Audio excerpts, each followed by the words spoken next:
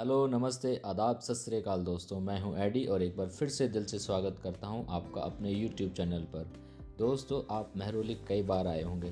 आपने कुतुब मीनार देखा होगा और आपने हो सकता है महरौली का आर्कियोलॉजिकल पार्क भी देखा होगा। लेकिन दोस्तों, आज हम आपको जो वीडियो बनाकर दिखाने जा रहे हैं, उस वीडियो में हम आपको महरौली के वो मोनूमेंट्स दिखाएंगे, वो स्मारक दिखाएंगे जो कुतुब मीनार और महरौली के आर्कियोलॉजिकल के पार्क के पास ही बने हुए हैं। लेकिन बहुत कम लोगों को इनके बारे में जानकारी है, बहुत कम लोग इन्हें देखने के लिए आते हैं। तो दोस्तों, शुरुआत जो हम करेंगे इस खूबसूरत मकबरे के साथ करेंगे। दोस्तों, ये जो सामने आप मकबरा देख रहे हैं, जो एक ऊंची पहाड़ी पर बनाया गया है, दोस्तों ये मकबरा है आज़िम खान का। दोस्तों, आज़िम खान का मकबरा मुग़ल काल से संबंध रखता है और इसका संबंध है मुग़ल बादशाह अकबर से। आज़िम खान ने अकबर के लिए बहुत युद्ध लड़े और अकबर के लिए भी उनके दिल में बहुत सम्मान था। अगला जो आप मोनूमेंट देख रहे हैं दोस्तों, ये है मढ़ी मस्जिद। इसको मंडी मस्जिद या माधवा मस्जिद के नाम से भी जाना जाता है। दोस्तों, कभी इस मस्जिद के आसपास खिलजी के समय में बाज़ार हुआ करता था और इस मढ़ी मस्जिद में बहुत चहल पहल रहा करती थी।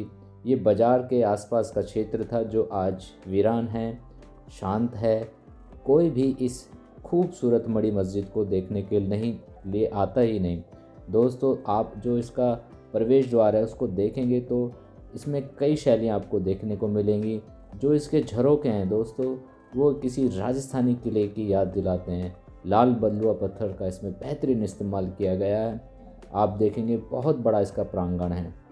दोस्तों, अगला क्या खूबसूरत ये मकबरा है। दोस्तों, ये मकबरा है आदम खान का और दोस्तों इसे दिल्ली की भूल भुलैया का भी खिताब मिला हुआ है, क्योंकि आप इसमें समझ ही नहीं पाएंगे कि आप किस तरफ से घुसे थे। दोस्तों, ये एक अष्टकोणीय मकबरा है। आदम खान ये भी अकबर के सेनापति थे। दोस्तों, ये अकबर की धाय माँ महम अंगा के पुत्र थे, उनके बेटे थे। और आदम खान की जो हत्या हुई वो बड़े ही नाटकीय अंदाज से हुई। खुद अकबर द्वारा उनको सजाए मौत दी गई थी।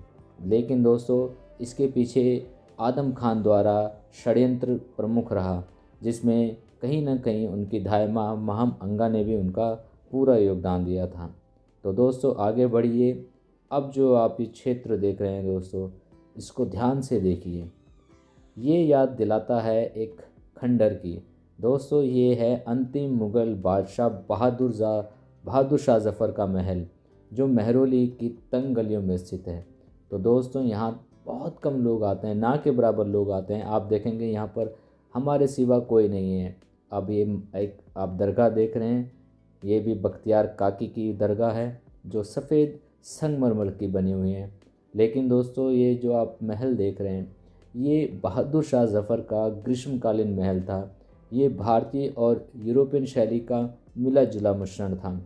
बहादुर शाह ज़फ़र की ये अंतिम इच्छा थी कि मरने के बाद उनकी कब्र यहीं बनाया जाए, उनके परिवार के बाकी सदस्यों की कब्र भी यहीं बनाया जाए।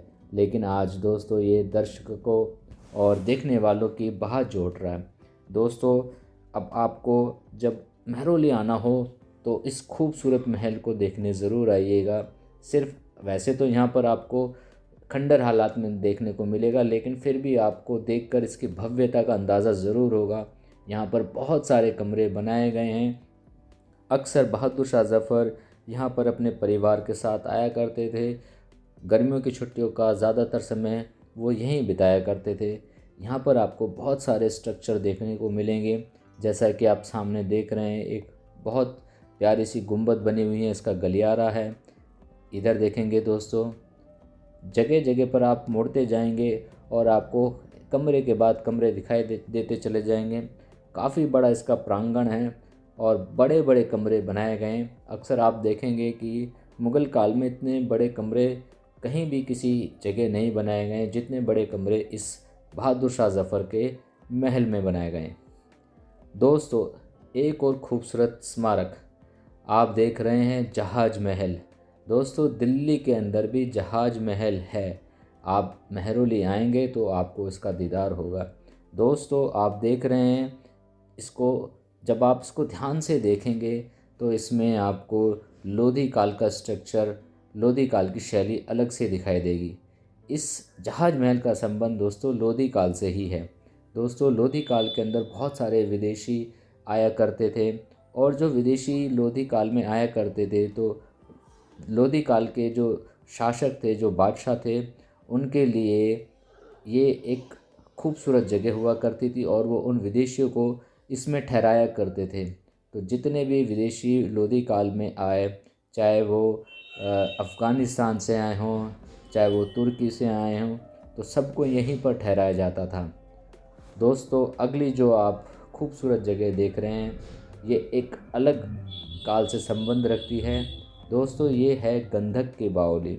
दोस्तों इसका संबंध इल्तुतमिश से है।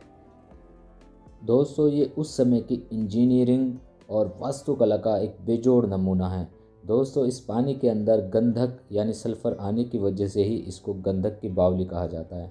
दोस्तों ऐसा माना जाता है कि गंधक के पानी में नहाने से जोड़ों के दर्द, ब्लड प्रेशर और कई स्किन रोगों की जो समस्याएं होती हैं वो दूर हो जाती हैं। तो दोस्तों आज की वीडियो में हमने मेहरौली के उन ऐतिहासिक स्थलों की जानकारी आपको दी है जो मेहरौली के आउटर एरिया में सिचुएटेड हैं। दोस्तों हम उम्मीद करते हैं कि हमारे द्वारा दी गई ये जानकारी आपको अच्छी लगी होगी। अगर अच्छी लगे तो हमारी वीडियो को लाइक करें।